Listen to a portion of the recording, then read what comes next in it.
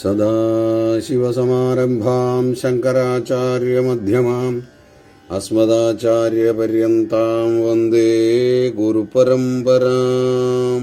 ശ്രീഗുരുഭ്യോ നമഃ. അഭിവന്ദ്യരായ ശ്രോതാക്കളെ, നമുക്കിന്ന് ഉത്തരരാമായണ പഠനത്തിൻ്റെ 17-ാം ദിവസത്തിലേക്ക് കടക്കാം. എല്ലാ സജ്ജനങ്ങൾക്കും എൻ്റെ സാദരപ്രണാമം, സുസ്വാഗതം. 2-ാം അധ്യായത്തിൽ 1539 വരി മുതലാണ് നമുക്കിന്ന് പാരായണം ചെയ്യുവാനുള്ളത്. രാവണൻ യുദ്ധത്തിന് പുറപ്പെടുകയാണ്. ഇനിയിപ്പം ആരോടാണ് യുദ്ധത്തിന് പോകുന്നത്? രാവണന്റെ പ്രധാന തൊഴിൽ യുദ്ധം തന്നെയാണല്ലോ. യുദ്ധവും പരസ്ത്രീ അപഹരണവുമാണ് രാവണന്റെ തൊഴിലുകൾ. അപ്പോൾ നമുക്ക് ഇപ്പോൾ ഈ യുദ്ധത്തിന് പോകുന്നത് ആരോടാണ് എന്ന് നോക്കാം. കഴിഞ്ഞ ദിവസം നമ്മൾ പാരായണം ചെയ്ത് നിർത്തിയ ഭാഗം രാവണനും കുംഭകർണനും അവിടെ ഇല്ലാത്ത തക്കം നോക്കി രാവണ സഹോദരി, അതായത് രാവണന്റെ അമ്മയുടെ ജ്യേഷ്ഠത്തി പുഷ്പോൽക്കടയുടെ മകളായ കുംഭീനസിയെ മധു എന്ന രാക്ഷസൻ അപഹരിച്ചു കൊണ്ടുപോയി. മധുവിൻ്റെ അടുത്തേക്കാണ് യുദ്ധത്തിന് പോകുന്നത്. ഇനി നമുക്ക് പാരായണം തുടരാം. ജാനകീകാന്തസ്മരണം ജയ ജയ രാമ രാമ. ഹരിശ്രീ ഗണപതയേ നമഃ. അവിഘ്നമസ്തു എന്നു വിഭീഷണൻ ചൊന്നതു കേട്ടപ്പോൾ വന്ന കോപത്തോടു ചൊന്നാൻ ദശാനനൻ. എന്താണ് വിഭീഷണൻ പറഞ്ഞത്? കുംഭീനസിയെ മധു എന്ന രാക്ഷസൻ അപഹരിച്ചു. പക്ഷേ അവനെ വധിക്കാത്തത് എന്താണെന്ന് വെച്ചാൽ നമ്മുടെ സഹോദരി വിധവയായി പോകും എന്നുദ്ദേശിച്ചാണ് എന്ന് പറഞ്ഞത് കേട്ടപ്പോൾ ഭയങ്കര കോപത്തോടു കൂടി രാവണൻ പറയുകയാണ്, ചെന്നു വിരവോടു കൊന്നു മധുവിനെ വിണ്ണവർ തന്നെയും വെന്നുവരുവൻ ഞാൻ. നീ പറഞ്ഞതൊന്നും ഞാൻ എന്തായാലും കൂട്ടാക്കാൻ പോകുന്നില്ല. നീ അവനെ വധിച്ചില്ലെങ്കിൽ വേണ്ട, അത് നിന്റെ മനോഗുണം. ഞാൻ അവനെ കൊല്ലും. അവൻ നമ്മുടെ വംശത്തിന് കളങ്കം വരുത്തിയവനാണ്.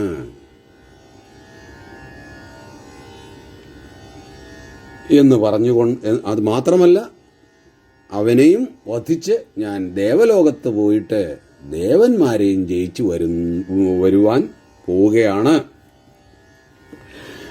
കുംഭകർണനുണർന്നാൽ അവൻ തന്നെ വമ്പടയോടും വരുവാൻ നിയോഗിക്ക.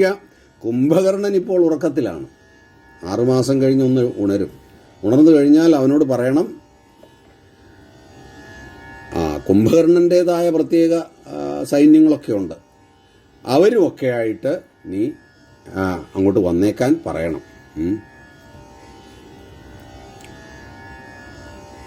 മുമ്പിൽ നടക്ക വേണം മേഘനാഥനും വൻപടയാളികളായുള്ളവർകളും.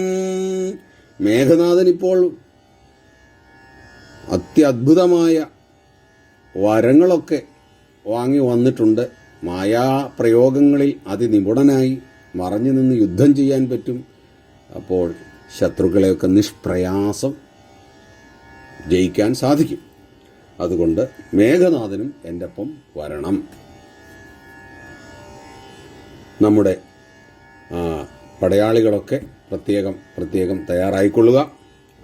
നമ്മുടെ തേരും ഒരുമിച്ചു നിർത്തുക, സമ്മോദമോട് പുറപ്പെടുകേ വരും.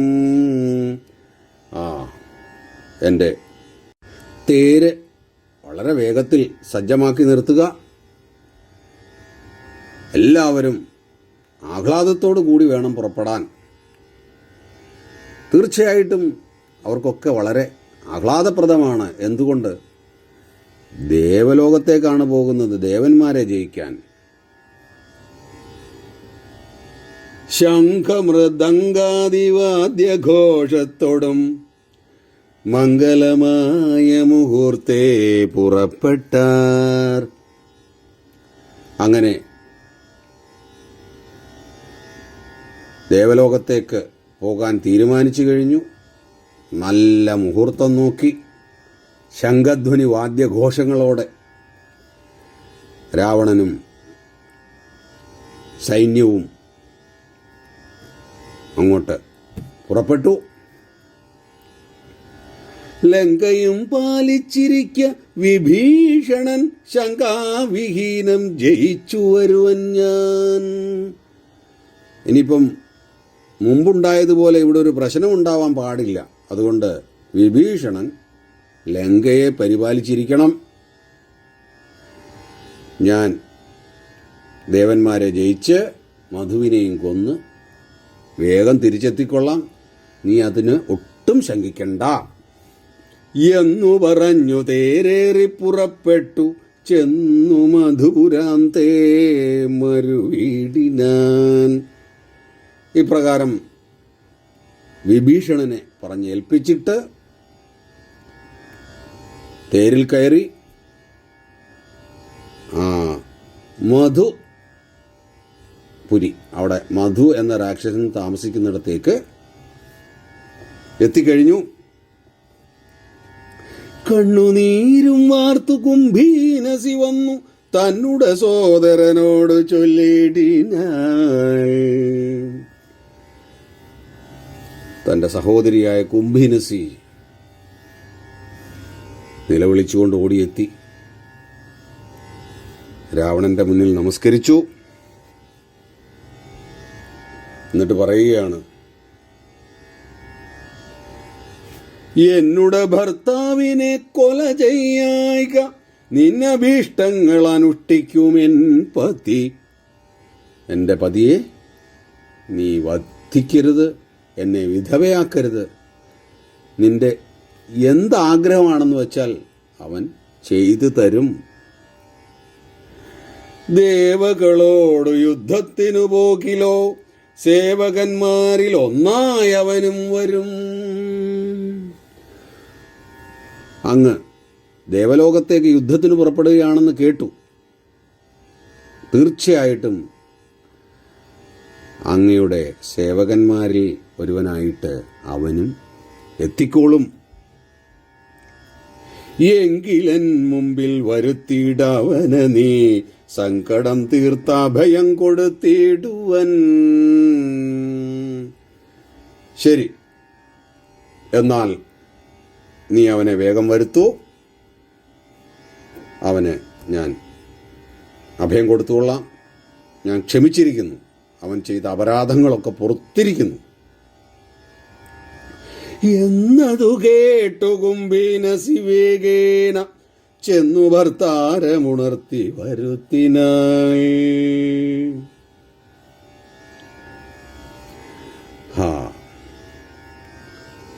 സോദരന്റെ വാക്കുകൾ കേട്ടിട്ട് കുംഭീനസി തന്റെ പതിയോട് പോയി പറഞ്ഞു.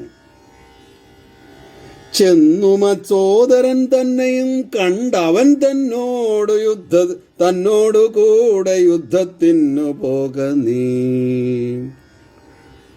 അതെ, എൻ്റെ സഹോദരൻ വന്നിരിക്കുന്നു. നിനക്കറിയാമല്ലോ അവനെപ്പറ്റി, നിന്നെ വധിക്കാനായിട്ടാണ് എത്തിയിരിക്കുന്നത്. നീ അവനെ പോയി ശരണം പ്രാപിച്ച് അവൻ്റെ കൂടെ വേഗം ദേവലോകത്തേക്ക് പോയി യുദ്ധം ചെയ്യൂ. എന്നാൽ നിനക്കു സൗഖ്യം വരും നിർണയം വന്നുകൂടിയിടും എനിക്കു സുഖമെന്നാൽ. എൻ്റെ സോദരനെ ആശ്രയിക്കുകയാണെങ്കിൽ, ശരണം പ്രാപിക്കുകയാണെങ്കിൽ നിനക്കും സുഖമാവും, എനിക്കും സുഖമാവും.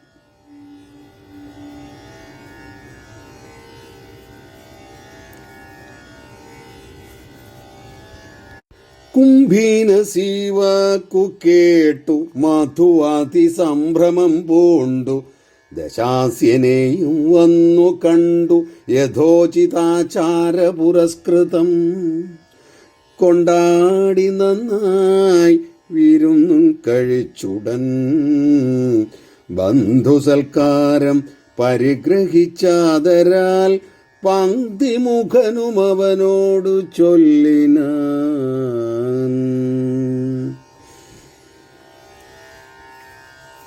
കുംഭീനസി പറഞ്ഞ കാര്യങ്ങളൊക്കെ കേട്ടിട്ട് മധു ഭയന്നുപോയി. രാവണനെ പറ്റി നന്നായി അറിയാമല്ലോ. ഉടൻ തന്നെ ധാരാളം കാഴ്ചവസ്തുക്കളുമൊക്കെയായിട്ട് തൻ്റെ പത്നിയുടെ സഹോദരനെ വന്ന് കണ്ടു. ആ കാൽക്കൽ നമസ്കരിച്ചു, അഭയം തേടി. രാവണനും വളരെ സന്തോഷമായി അവിടെ വിരുന്നുകാരനായിട്ട് സൽക്കാരങ്ങളൊക്കെ പരിഗ്രഹിച്ചു. അതിനുശേഷം പങ്ക്തിമുഖനും അവനോടു ചൊല്ലിനാൻ. രാവണൻ അവനോട് പറയുകയാണ്, എന്നോടുകൂടെ നീ പോരിക വൈകാതെ വിണ്ണോർ പുരിക്ക് യുദ്ധത്തിനു മത്സഖേ. ബന്ധുക്കളായി കഴിഞ്ഞു. രണ്ടുപേരും സാലന്മാരാണ്, അളിയനും അളിയനും. അപ്പോൾ മധുവിനോട് പറയുകയാണ്, എന്നോട് കൂടി വരണം. എന്തിന്? ദേവകളോട് യുദ്ധം ചെയ്യാനായിട്ട്. വിണ്ണോർപുരി എന്ന് പറഞ്ഞാൽ ദേവലോകം.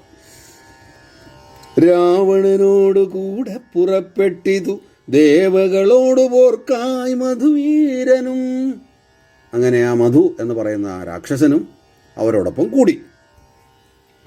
അന്തിനേരം ചെന്നു കൈലാസ ശൈലേശ്വരാന്തികേ കാനനെ പുക്കാൻ ദശാസ്യനും. നേരം സന്ധ്യയായപ്പോഴേക്കും അവർ കൈലാസത്തിനടുത്തുള്ള അളകാപുരി അറിയാമല്ലോ, രാവണൻ്റെ ജ്യേഷ്ഠനായ കുബേരൻ പാർക്കുന്നിടമാണ്. ഏകദേശം അവിടെ എത്തി. തൽക്ഷണേ ചെന്നളകാപുരി സന്നിധൗ രക്ഷോബലവും കിടന്നുറങ്ങിടിനാൻ.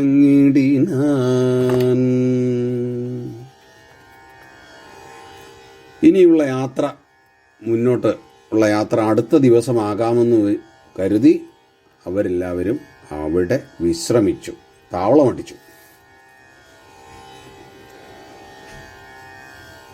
എല്ലാവരും കിടന്നുറങ്ങി. സൗരഭ്യമാന്ദ്യ ശൈത്യാദി ഗുണത്തോടും ചാരത്തു വീഴിത്തുടങ്ങി പവനനും. സൗരഭ്യം, സുഗന്ധം നിറഞ്ഞ മാന്ദ്യ ശൈത്യാദി ഗുണത്തോടും. മന്ദമാരുതൻ, ശീതളമാരുതൻ, ചെറിയ തണുത്ത കാറ്റ്, സുഗന്ധം നിറഞ്ഞു. എന്താ പറയുന്നത്, ആ ഒരു കാറ്റേൽക്കുമ്പോൾ തന്നെ ഒരു കുളിർമയുണ്ടാവും. അങ്ങനെയുള്ള കാറ്റ് പതുക്കെ വീശി തുടങ്ങി. ചന്ദ്രനും അപ്പോൾ ഉദിച്ചു പൊങ്ങിടിനാൻ. നല്ല നിലാവുണ്ട്. ചന്ദ്രികയും പാരിലൊക്കെ പരന്നു തേ. ചന്ദ്രൻ ഉദിച്ചപ്പോൾ നല്ല നിലാവ് എല്ലായിടത്തും പരന്നു. കിന്നരേശാലയം തന്നിലിരുന്നോരോ കിന്നരന്മാർ അപ്സര സ്ത്രീ ജനവുമായി പാടുന്ന ഗീതങ്ങൾ കേട്ട കതാരഴിഞ്ഞാടൽ പൂണ്ടാൻ അനങ്കാതുരനായവൻ.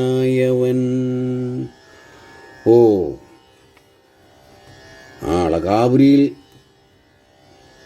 കിന്നരന്മാരും അപ്സര സ്ത്രീകളുമൊക്കെ വളരെ മനോഹരമായി ഗാനങ്ങൾ ആലപിക്കുന്നുണ്ട്. ആ ഗാനങ്ങളും തണുത്ത മന്ദമാരുതനും ഒക്കെ അങ്ങോട്ട് ഏറ്റപ്പോൾ പൊതുവേ കാമാർത്തി പൂണ്ട് നടക്കുന്ന രാവണൻ ഇപ്പോൾ കാമം കൊണ്ട് വിവശനായിപ്പോയി. അനങ്കാതുരനായ, അനങ്കൻ എന്ന് പറഞ്ഞാൽ കാമദേവൻ. അപ്പോൾ കന്ദർപ്പബാണങ്ങളേറ്റു സന്താപേന ചന്ദ്രബിംബത്തെയും നോക്കി വാഴും വിധോ. കന്ദർപ്പബാണം, കാമദേവന്റെ ആ ശരങ്ങൾ, കാമശരങ്ങൾ ഏൽക്കയാൽ ആ ചന്ദ്രനെ നോക്കി ആ കാമപൂർത്തിക്കായിട്ട് എന്തെങ്കിലും വഴിയുണ്ടോ എന്ന് ചിന്തിച്ചിരിക്കുകയാണ്.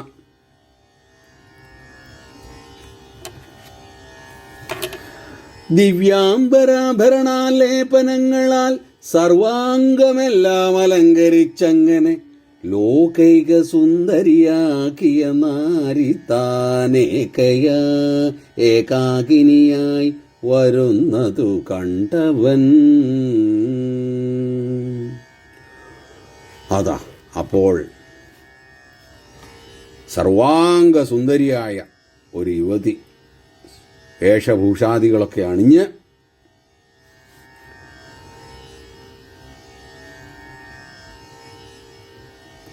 തനിച്ച് ഇങ്ങനെ വരുന്നതായിട്ട് രാവണൻ കണ്ടു. അല്പനിമിഷം പോലും പാർത്തില്ല. വേഗേന കയ്യും പിടിച്ചിരുത്തിയിടിനാനാകുലമാനസയായി ചമഞ്ഞാളവൾ. ഉടനെ തന്നെ അവളുടെ കൈക്ക് കയറി പിടിച്ചു, തൻ്റെ അടുത്ത ബലമായിട്ട് ഇരുത്തി. ആ ദിവ്യാംഗിനി വിഷമിച്ചു പോയി, സങ്കടപ്പെട്ടു പോയി. ഒരിക്കലും പ്രതീക്ഷിക്കാത്ത കാര്യമാണ്. ആരു നീയാകുന്നതെന്ത്, നിൻ പേര് മറ്റാരടോ, നിന്നുടെ വല്ലഭൻ ഭാഗ്യവാൻ. നീ ആരാണ്? പിന്നെ നിന്റെ പേരെന്താണ്? നിന്നുടെ പതി ആരാണ്? ആരായാലും അവൻ മഹാഭാഗ്യവാനാണ്. ഇതുപോലൊരു സുന്ദരിയെ അവന് കിട്ടിയത് കൊണ്ട്.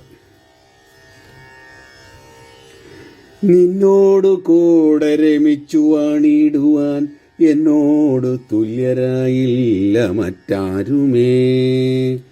അതൊക്കെ അവിടെ ഇരിക്കട്ടെ. പക്ഷേ നിന്റെ പതി ആരായാലും നീ ആരായാലും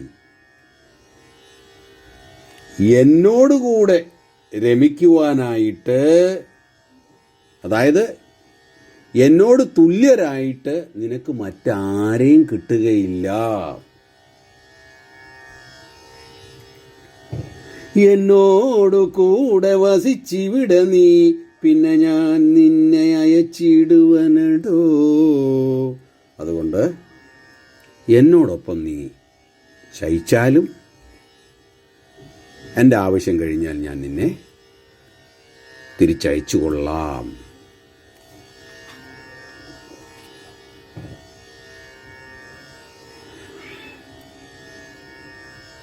യുദ്ധം ദശമുഖൻ ചൊന്നതു കേട്ടതിത്രസ്തയായി ചൊല്ലിനാൾ മെല്ലവേ രംഭയും.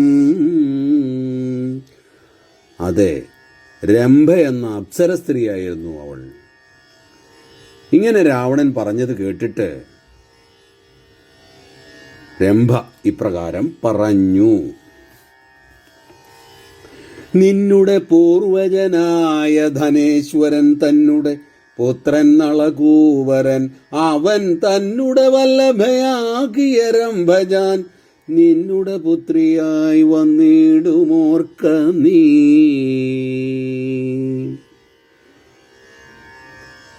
നോക്കൂ, അങ്ങയുടെ ജ്യേഷ്ഠനായ ധനേശ്വരൻ കുബേരൻ തന്നുടെ പുത്രൻ കുബേരൻ്റെ പുത്രനായ നളകൂബരൻ്റെ പത്നിയാണ് ഞാൻ.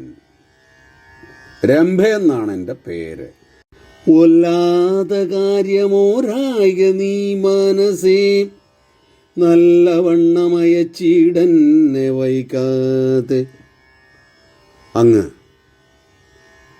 ഇങ്ങനെയുള്ള കാര്യം, വേണ്ടാത്ത കാര്യം, കൊല്ലാത്ത കാര്യം മനസ്സിൽ പോലും ചിന്തിക്കരുത്, മനസ്സിൽ കരുതുകേ ചെയ്യരുത്. മഹാപാപമാണ്. അതുകൊണ്ട് വേഗം എന്നെ അയച്ചാലും.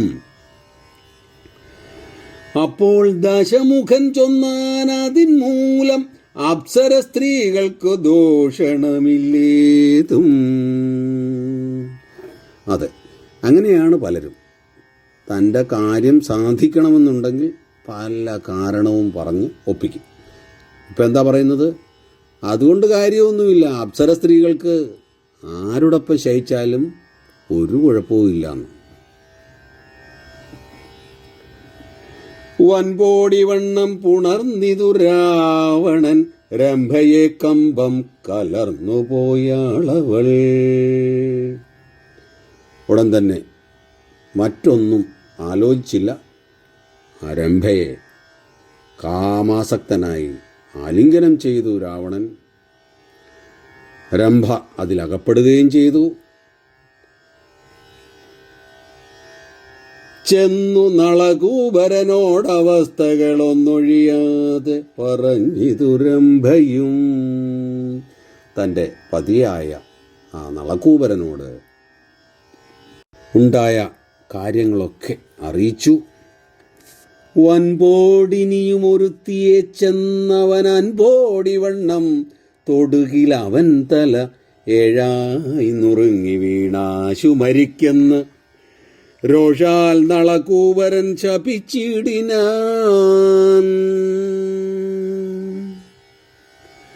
അങ്ങനെ തൻ്റെ പത്നിക്കുണ്ടായ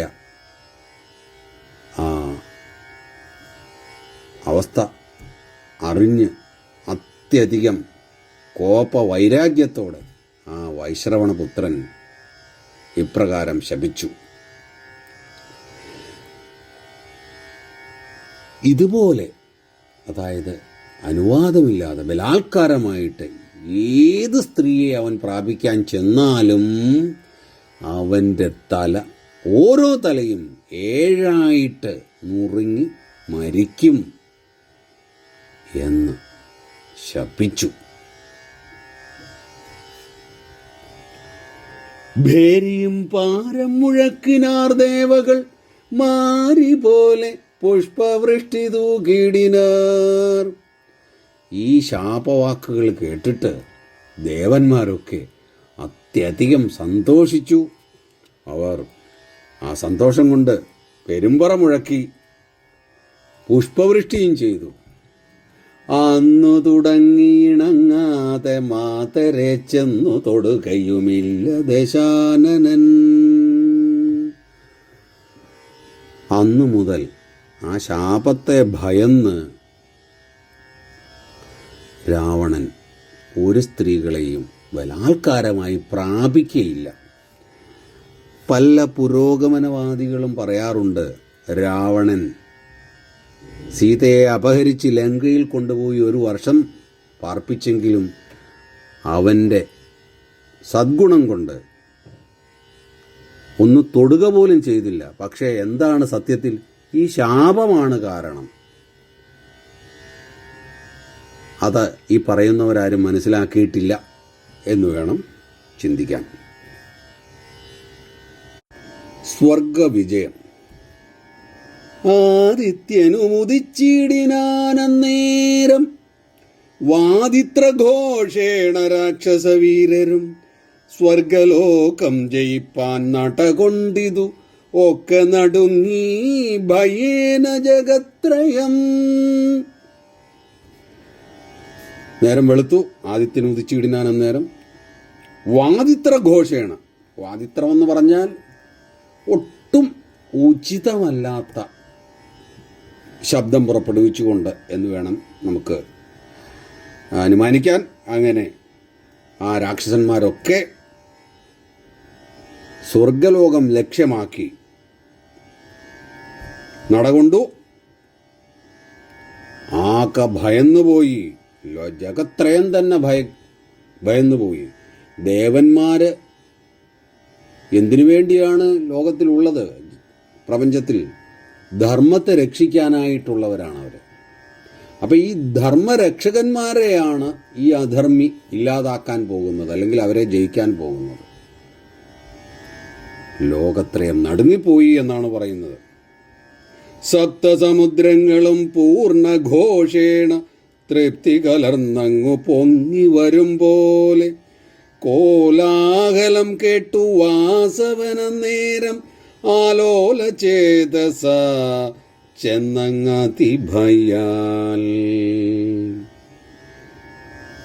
7 സമുദ്രങ്ങളും ഇങ്ങനെ ആർത്തിരമ്പുന്നത് പോലെയുള്ള ശബ്ദമാണ് ആ രാവണനും പടകളുമായിട്ട് ഇങ്ങോട്ട്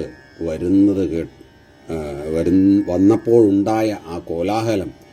പുഷ്പക വിമാനത്തിൻ്റെ ആ ശബ്ദം അന്തരീക്ഷത്തിൽ ഇങ്ങനെ മുഴങ്ങി കേൾക്കായി. ദേവേന്ദ്രൻ ആകെ ഭയന്നു. ആലോല ചേതസ, വളരെ സന്തപ്ത ഹൃദയനായിപ്പോയി.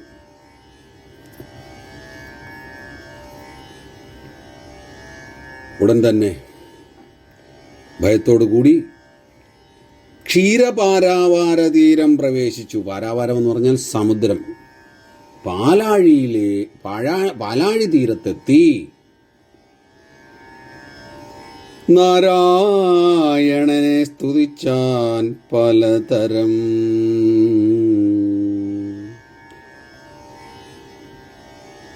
സാക്ഷാൽ വൈകുണ്ഠനാഥനെ അങ്ങോട്ട് സ്തുതിക്കാൻ തുടങ്ങി ദേവേന്ദ്രൻ.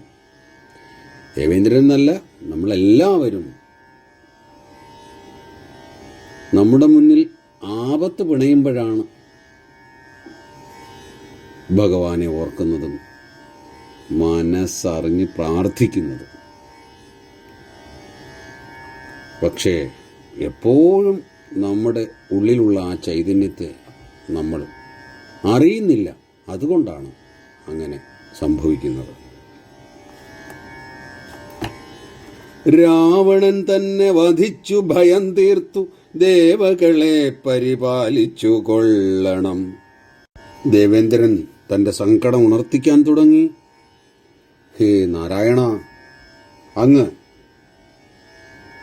രാവണനെ വധിച്ച് ഇപ്പോൾ ഉണ്ടായിരിക്കുന്ന ഈ സങ്കടത്തിൽ നിന്നും ദേവകളെ രക്ഷിച്ചു കൊള്ളണമേ. ആശ്രയം മറ്റില്ല ഞങ്ങൾക്കൊരു നാളും ആശ്രിതവത്സല കാരുണ്യവാരിധേ. ആശ്രിതന്മാരോട് ഇത്രമാത്രം വാത്സല്യം കാണിക്കുന്ന ഭഗവാനെ, അങ്ങല്ലാതെ ഞങ്ങൾക്ക് ആശ്രയം ആരുമില്ല. ഞങ്ങളോട് കരുണ കാട്ടണമേ.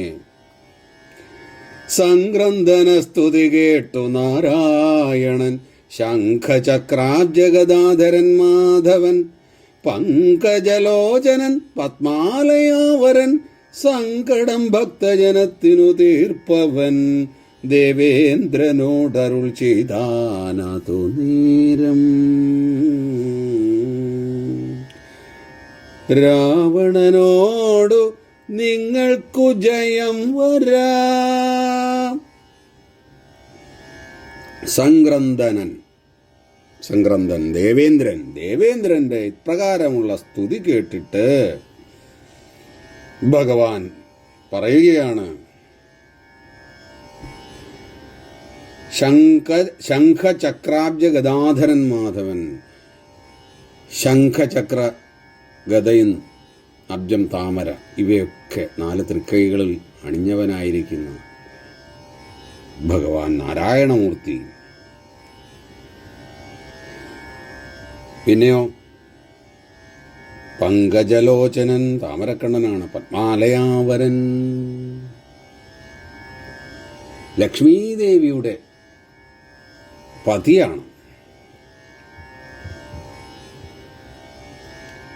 സങ്കടം ഭക്തജനത്തിനു തീർപ്പവൻ, തൻ്റെ ഭക്തന്മാരെയൊക്കെ രക്ഷിക്കുന്നവൻ, അവരുടെ സങ്കടങ്ങളെയൊക്കെ ഇല്ലായ്മ ചെയ്യുന്നവനാണ്. അങ്ങനെയുള്ള ആ നാരായണൻ ദേവേന്ദ്രനോട് ഇപ്രകാരം പറഞ്ഞു. എന്താണ് പറഞ്ഞത്? രാവണനെ ജയിക്കാൻ നിങ്ങൾക്കിപ്പോൾ സാധിക്കില്ല. സുപ്രീം പവറാണ്. ഭഗവാൻ പറഞ്ഞു കഴിഞ്ഞാൽ പിന്നെ അതിനപ്പുറം ഇല്ല. സാധിക്കില്ല. അതിൻ്റെ കാരണം എന്താണ്? ദേവകൾക്കിന്ന് അഭിമാനക്ഷയം വരും, ദേവാരികളോട് യുദ്ധം തുടങ്ങുകിൽ. ദേവാരികളായ ആ രാക്ഷസന്മാരോട് നിങ്ങൾ യുദ്ധം ചെയ്താൽ നിങ്ങളുടെ അഭിമാനം പോകും, അല്ലാതെ നിങ്ങൾക്കിപ്പോൾ ജയമുണ്ടാവില്ല. ദാതാവ് തൻ്റെ വരപ്രസാദത്തിനാൽ ഏതും അവനോടൊരുത്തർക്കുമാവില്ല. ബ്രഹ്മാവിൻ്റെ വരബലം കൊണ്ട് ഇപ്പോൾ അവനോട് ആരും എതിർക്കാൻ സാധ്യമല്ല, അവനെ തോൽപ്പിക്കാൻ സാധ്യമല്ല. ആദി കൂടാതെ വസിപ്പിനെല്ലാവരും ഖേദവും കാലാന്തരേണ തീർത്തിടുവൻ. അതുകൊണ്ട് നിങ്ങളാരും ഇപ്പം അധികം സങ്കടപ്പെട്ടിട്ട് കാര്യമില്ല. സമാധാനമായിട്ടിരിക്കൂ. വേണ്ട പോലെ വേണ്ട സമയത്ത് ഞാൻ ആ കാര്യം ചെയ്തു തരാം. ശത്രുക്കളോടു ഞാനേറ്റാൽ അവർകളെ മൃത്യുപുരത്തിനയച്ചൊഴിഞ്ഞെന്നിയേ പിന്തിരിഞ്ഞാശു പോന്നിടുമാറില്ല. അതിനന്തരമില്ലിതു കാരണം ഇന്നു ഞാൻ നിന്നോടു കൂടി വരികയുമില്ല. അവൻ തന്നെ വധിപ്പാനടുത്തില്ല കാലവും. നോക്കൂ ദേവേന്ദ്ര, നിങ്ങൾക്കിപ്പം വളരെ സങ്കടം അനുഭവിക്കുന്ന സമയമാണ്. പക്ഷേ നിങ്ങളെ ഇപ്പോൾ എനിക്ക് സഹായിക്കാൻ പറ്റില്ല. ഞാൻ നിൻ്റെ കൂടെ വന്ന് അവരോട് പോർ ചെയ്താൽ അവരെ വധിക്കാതെ ഞാൻ തിരിച്ചു വരില്ല. പക്ഷേ അവൻ്റെ മരണസമയം, രാവണൻ്റെ മരണസമയം അടുത്തിട്ടുമില്ല.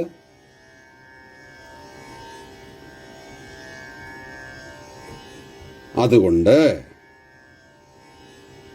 നിന്റെ കൂടെ ഞാൻ ഇപ്പോൾ വരുന്നില്ല. ഉണ്ടാമൊരു സമയം നമുക്കക്കാലമുണ്ടായി വരും, ജയമെന്നറിഞ്ഞിടു നീ.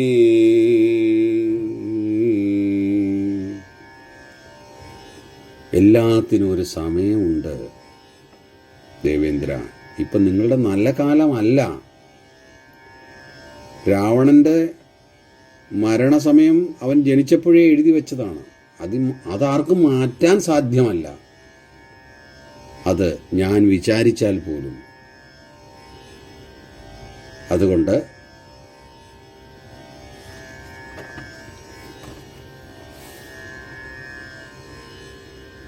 നിങ്ങൾ സമാധാനിക്കൂ. നമുക്ക് സമയം വരുമ്പോൾ ജയിക്കാം, അവനെ വധിക്കാം. യുദ്ധമരുൾ ചെയ്തു നാരായണ സ്വാമി, തത്രൈവമെല്ലെ മറഞ്ഞരുളിയിടിനാൻ. ഇപ്രകാരം പറഞ്ഞിട്ട് ഭഗവാൻ അവിടെ നിന്ന് തിരോധാനം ചെയ്തു.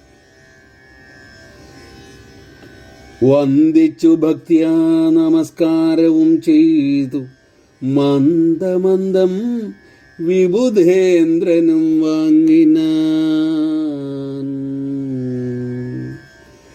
ഭഗവാനെ വന്ദിച്ചുകൊണ്ട് ദുഃഖത്തോടുകൂടി പതുക്കെ തലയും താഴ്ത്തി ദേവേന്ദ്രനും അവിടെ നിന്ന് പിൻവാങ്ങി. ഇനി എന്താ ഉണ്ടാവാൻ പോകുന്നതെന്ന് നമുക്ക് അടുത്ത ദിവസം പാരായണം ചെയ്ത് പഠിക്കാം.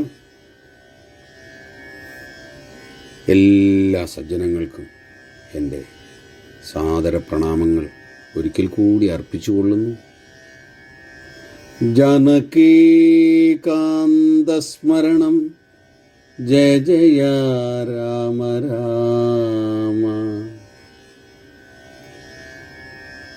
ഹരി ഓം. ജയ ഗുരു.